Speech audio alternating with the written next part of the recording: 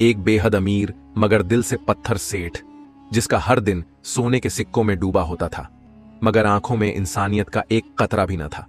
मगर एक रात एक ऐसा वाकया हुआ जिसने उसके तख्त को हिला दिया, उसकी रूह को जगा दिया।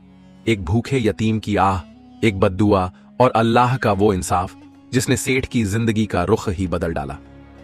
ये कहानी है कंजूस सेठ और अल्लाह का इंसाफ। एक ऐसा सच्चा वाकया जो आपके दिल को झंझोड़ देगा, आंखों से आंसू और दिल से दुआ खुद ब खुद निकलेगी।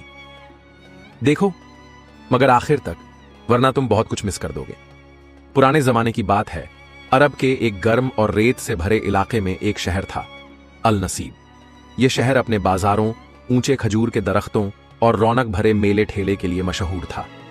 इसी शहर के बीचों बीच एक आलीशान मकान था, जिसकी ऊंची दीवारें और सोने की कटोरियों से सजी हुई खिड़कियां दूर से ही अमीरी की शान बयान करती थीं। इस घर में रहता था सेठ अब्दुल रज्जाक, शहर का सबसे बड़ा और दौलतमंद ताजिर।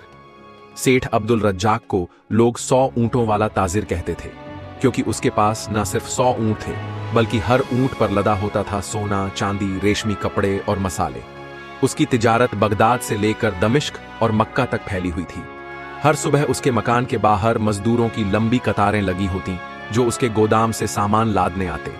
लेकिन इन सब के बावजूद अब्दुल रज्जाक की एक बात मशहूर थी, उसकी कंजूसी। वो ऐसा ताजिर था जो हर सिक्का गिनकर खर्च करता, अपने नौकरों को इतना कम देता कि कभी कभी वो भूखे सो जाते। जो मजदूर बीमार हो जाए उसकी तनख्वाह काट लेता। शहर के लोगों को जब जरूरत होती वो उम्मीद से उसकी तरफ देखते, लेकिन सेठ अपना दरवाजा बंद कर लेता। एक रोज जब शहर में कड़ी धूप और गर्म हवाएं चल रही थीं, एक बुजुर्ग फकीर सेठ के दरवाजे पर आया। सफेद लिबास, झुकी हुई कमर, आंखों में मायूसी और हाथ में एक प्याला। उसने दस्तक दी और कहा, अल्लाह के नाम पर कुछ दे दो बेटा, कई दिन से पेट में निवाला नहीं गया। सेठ उस वक्त अपने सोने के हौज के पास बैठे खजूर खा रहा था। उसने बुजुर्ग की तरफ देखा, आंखें तंग हो गईं। दफा हो जा यहां से, काम नहीं है मेरे पास तेरे लिए। यह कहकर उसने नौकर को इशारा किया और दरवाजा बंद करवा दिया। उसके नौकरों में एक अदीम नाम का लड़का था, सिर्फ 12 बरस का। वो अंदर ही अंदर कांप गया। उसने पहली बार देखा था कि कोई इतना बेरहम हो सकता है, मगर वो कुछ बोल नहीं सका, क्योंकि सेठ की आंखें गजबनाक थीं। सेठ की बीवी मरियम, जो अंदर पर्दे में थी, ये सब देख सुन रही थी। उसका दिल फट गया। वो एक नेक दिल औरत थी, अल्लाह से डरने वाली, नमाज और तस्बीह की पाबंद, मगर सेठ से डरती थी। उस रात जब सेठ सो गया तो मरियम चुपके से उठी, खाना बांधा और उसी फकीर को तलाश करने चली गई। गली में एक कोने में वो बुजुर्ग कांपते हुए बैठा था। मरियम ने खाना दिया और झुककर कहा, माफ करना, मेरे शौहर की सोच ऐसी है, मगर अल्लाह बड़ा है, वो सब देखता है। फकीर की आंखों से आंसू बह निकले। उसने सर झुकाकर दुआ दी, ऐ औरत, तू जन्नत की हकदार है, लेकिन तेरा शौहर, अल्लाह उसे बहुत जल्द सबक देगा। अगली सुबह सेठ को एक चिट्ठी मिली। दमिश्क से बड़ा मुनाफा हुआ था। उसका दिल खुश हो गया। वो ऊंटों की तैयारी करने लगा, नया कारवां भेजने के लिए।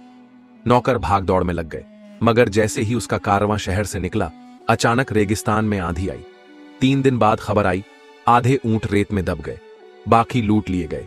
सेठ की आंखें फटी रह गईं। पहली बार उसका नुकसान हुआ था, मगर उसने कहा, कोई बात नहीं, अल्लाह ने दिया है और देगा। अगले दिन फिर वही फकीर उसके दरवाजे पर आया। इस बार हाथ में प्याला नहीं, सिर्फ एक मुस्कान थी। कहते हैं अल्लाह के बंदों को आजमाता है। तू कैसा बंदा है? सेठ ने गुस्से से झपट कर दरवाजा बंद कर दिया। मगर उस रात उसे नींद नहीं आई। आंखें बंद करता तो रेगिस्तान में डूबते ऊंट दिखते, लूटी हुई दौलत और एक आवाज, तेरा हिसाब बाकी है अब्दुल रज्जाक। एक दिन मरियम ने उससे पूछा, क्या कभी तुझे डर नहीं लगता? इतना कुछ है, मगर अल्लाह से तू क्यों नहीं डरता? सेठ ने हंसकर कहा, अल्लाह तो नमाज और रोजे वालों के लिए है, तिजारत तो अक्ल वालों की चीज है। मरियम की आंखों में आंसू थे। वो हर रात रोती, दुआ करती ही दुआ थी, या रब, मेरे शौहर को हिदायत दे, इससे पहले कि बहुत देर हो जाए। शहर में एक नया बच्चा आया, नाम था यूसुफ। यतीम था, माँ बाप किसी बीमारी में मर चुके थे। एक पुराना इमाम उसे अपने साथ लाया था। उस बच्चे की आंखें चमकदार थीं, लेकिन कपड़े फटे हुए। सेठ ने उसे देखा तो कहा, यह बच्चा हमारे यहां झाड़ू पोंछे का काम कर सकता है, तनख्वाह नहीं दूंगा, मगर 2 वक्त की रोटी मिलेगी। यूसुफ ने सर झुका लिया। वो भूखा था, मजबूर था, मगर उसकी आंखों में कोई रोशनी थी, जैसे कोई राज छुपा हो। यहीं से शुरू होती है वो कहानी जो पूरे शहर की किस्मत बदल देगी, और अब्दुल रज्जाक की भी। यूसुफ ने जब अब्दुल रज्जाक की बात सुनी कि उसे तनख्वाह नहीं मिलेगी, बस 2 वक्त की रोटी और काम झाड़ू पोंछे का होगा, तो उसने सर झुका लिया। उसने कुछ नहीं कहा, लेकिन उसकी आंखें बहुत कुछ कह रही थीं। उनमें एक ऐसी चमक थी जो तजुर्बे से नहीं, तन्हाई और तकलीफ से आती है। मरियम ने दूर पर्दे के पीछे से यह मंजर देखा। उसका दिल फिर कांप उठा। उसके अल्फाज जबान पर आए, मगर आवाज बनकर बाहर न निकल सके। वो जानती थी कि उसका शौहर अब्दुल रज्जाक किसी की भी बात सुनने का आदी नहीं। यूसुफ का पहला दिन था। सुबह से शाम तक उसने आंगन से लेकर गोदाम तक झाड़ू दी, पानी भरा, रसोई में बर्तन मांजे, और शाम को एक सूखी रोटी और खजूर दी गई। लेकिन उस रोटी को खाते वक्त उसकी आंखों में आंसू थे, शायद भूख के लिए नहीं, बल्कि अपने मां बाप की याद में। रात को जब सब सो गए, यूसुफ आंगन के एक कोने में जमीन पर पड़ा था। उसके बदन पर एक चादर तक नहीं थी। आसमान की तरफ देखता हुआ वो धीरे धीरे कुछ बड़बड़ा रहा था। या रब्बी, तू जानता है मैं तन्हा हूं, मेरा कोई नहीं, मगर मैं जानता हूं तू मेरे साथ है। मेरे माँ बाप को जन्नत अता कर और मुझे तू अपने रास्ते पर कायम रख। मुझे इंसानियत से गिरने न देना। अगली सुबह मरियम ने चुपके से एक रोटी और कुछ दूध यूसुफ के पास रख दिया। यूसुफ ने मुस्कुराकर कहा, अम्मी जान भी ऐसा ही करती थी, और उसकी आंखें भीग गईं। मरियम ने उसके सर पर हाथ रखा और दबी आवाज में कहा, अल्लाह से डरने वाले कभी तन्हा नहीं होते बेटा। वक्त गुजरता गया।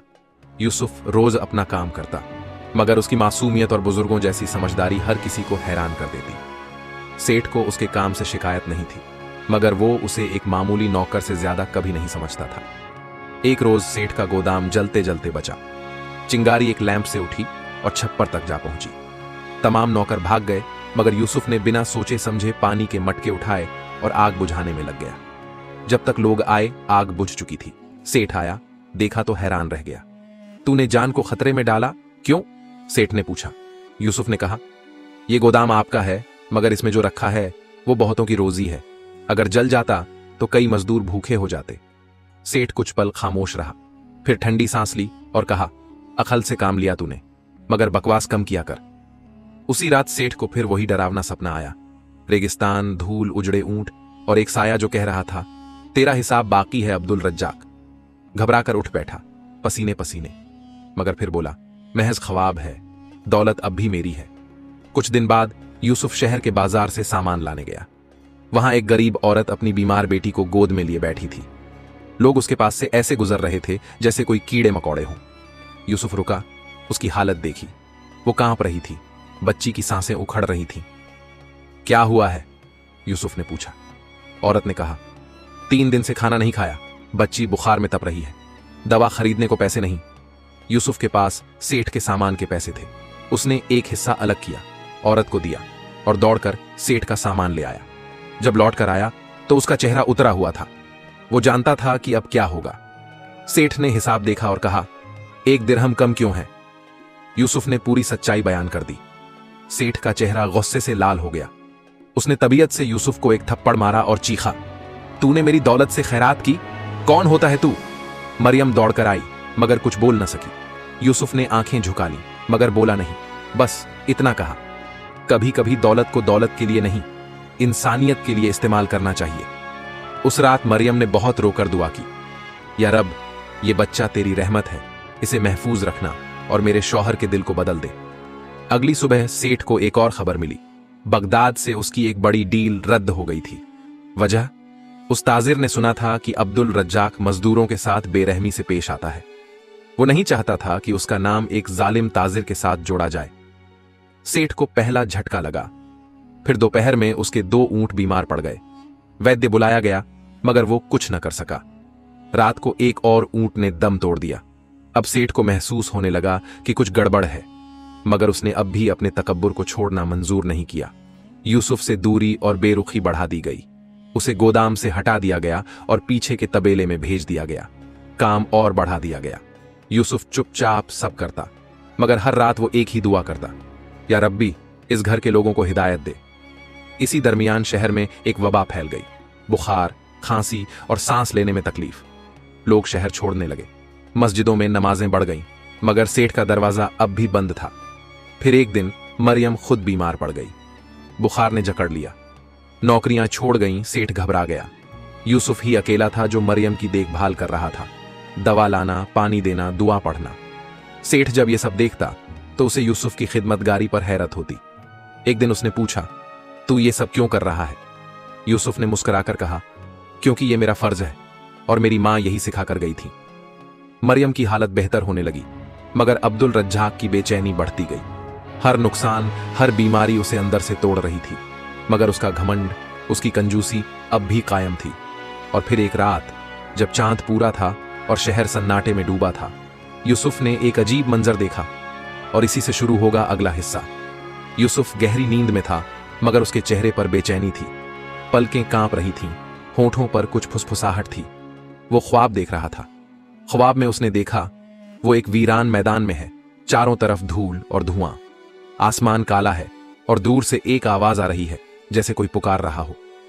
फिर एक साया सामने आता है, लंबा कद, सफेद लिबास, हाथ में तस्बीह और आंखों में रोशनी। वो साया कहता है, यूसुफ, अल्लाह ने तुझे एक काम के लिए चुना है।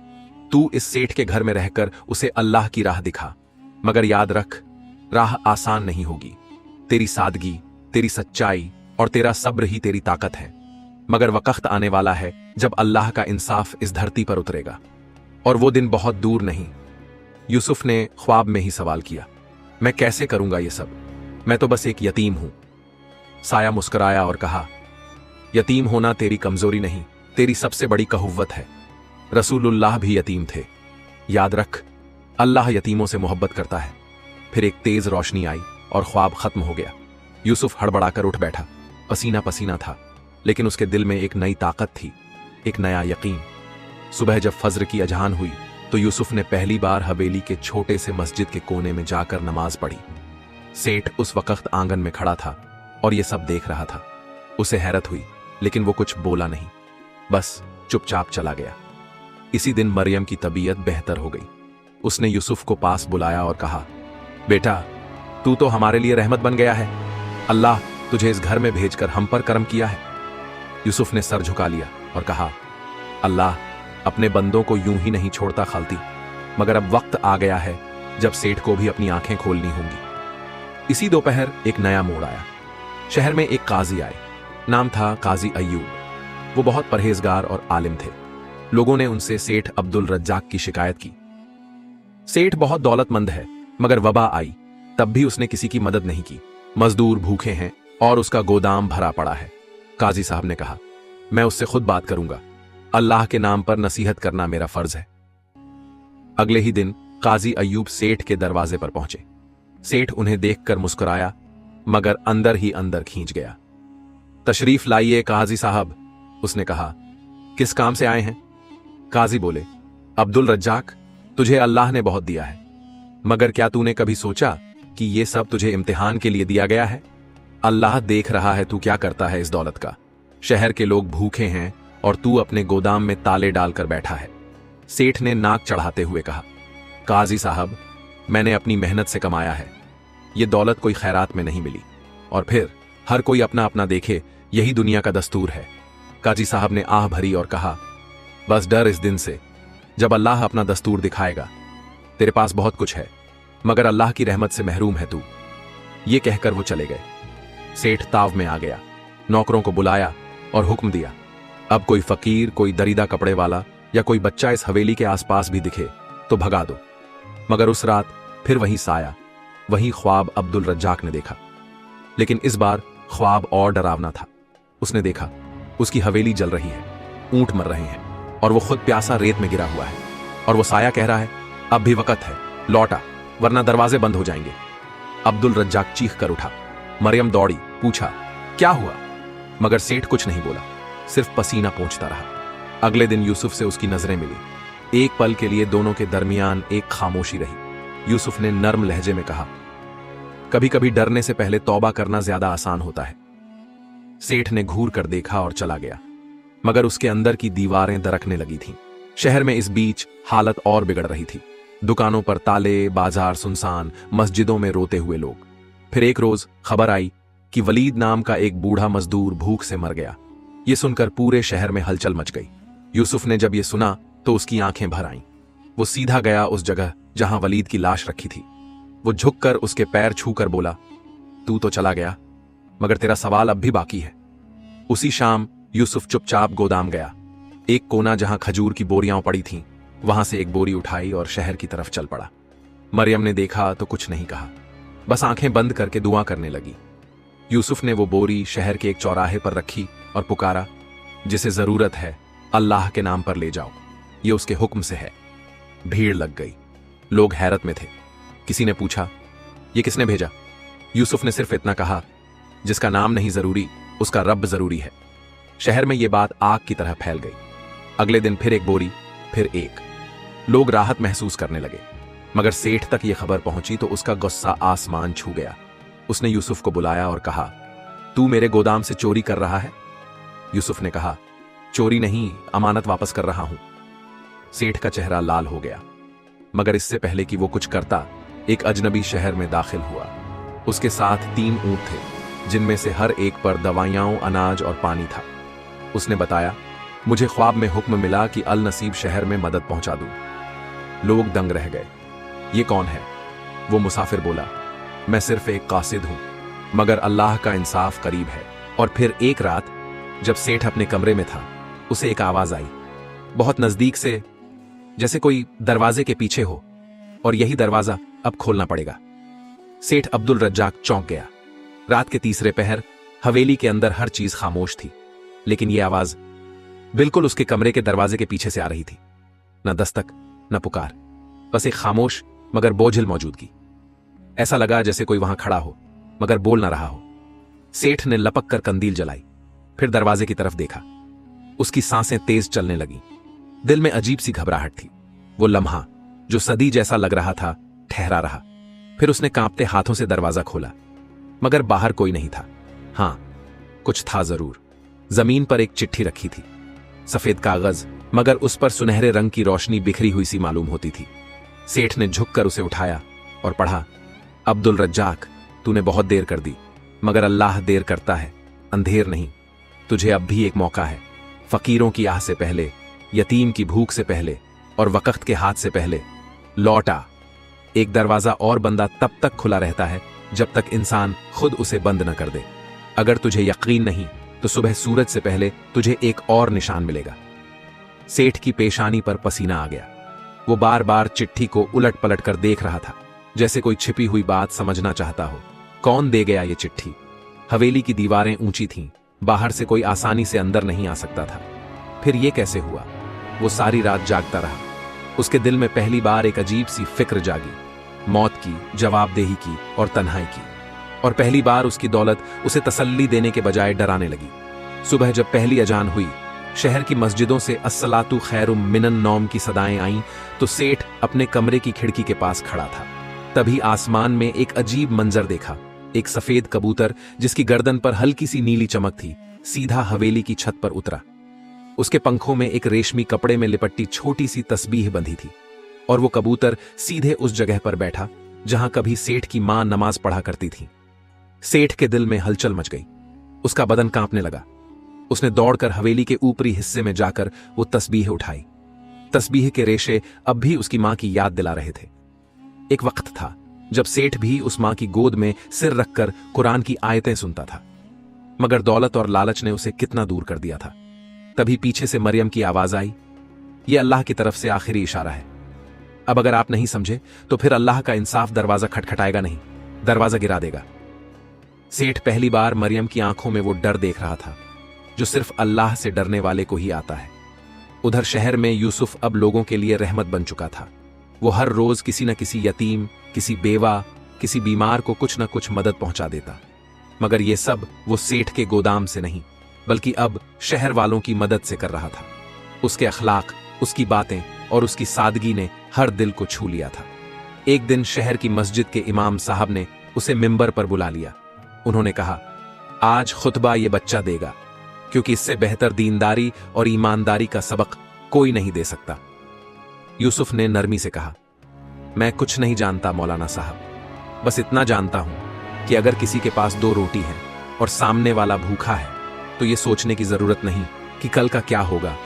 अल्लाह कल की जिम्मेदारी लेता है, मगर आज की जवाबदेही हमारी है।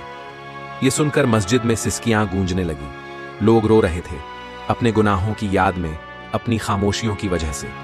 मगर सेठ अब्दुल रज्जाक वो अब भी हवेली के किसी कोने में बैठा खुद से लड़ रहा था।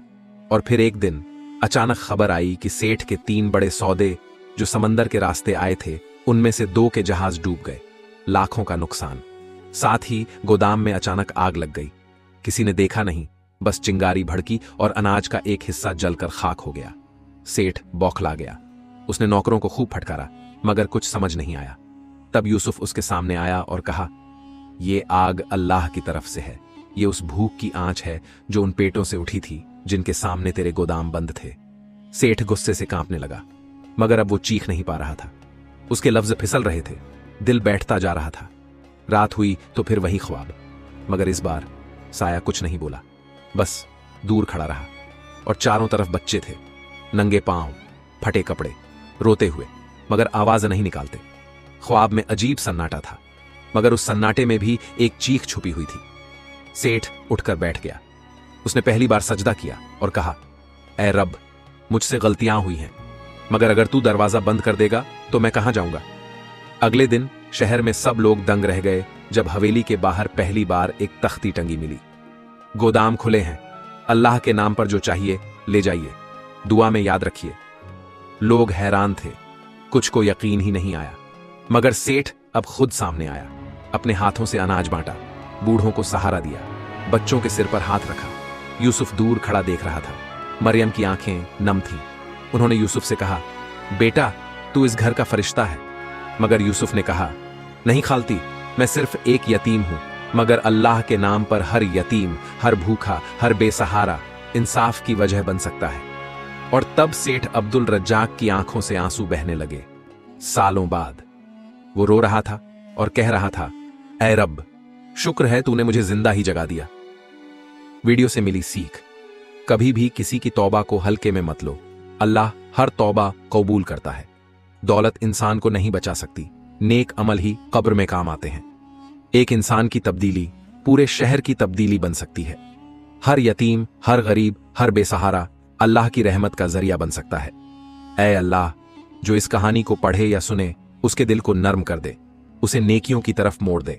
जो गुनाहों में है उसे हिदायत दे, और जब हमारा वक्त आए हमें तौबा के साथ मौत अता फरमा, कब्र में सकून दे, और कयामत के दिन हमें उन लोगों में शुमार कर जो तेरा रजा चाहते हैं। आमीन या रब्बल आलमीन। वीडियो को लाइक हम करें ताकि हमें और हौसला मिले। अपने दोस्तों और परिवार के साथ शेयर करें ताकि और लोग भी इस वाकया से सबक ले सकें। चैनल को सब्सक्राइब ध्यान करें और बेल आइकॉन दबाएं ताकि आप हमारी नई कहानियों को मिस न करें। कमेंट में बताइए कि इस वाकया ने आपको क्या सबक दिया। लॉग और आपको स्क्रीन पर हमारी वीडियो दिख रही होगी, उससे भी देखें और कुछ अच्छा सीखें। जल्दी मिलते हैं एक और नई इबरतनाक इस्लामिक कहानी के साथ। अल्लाह हाफिज।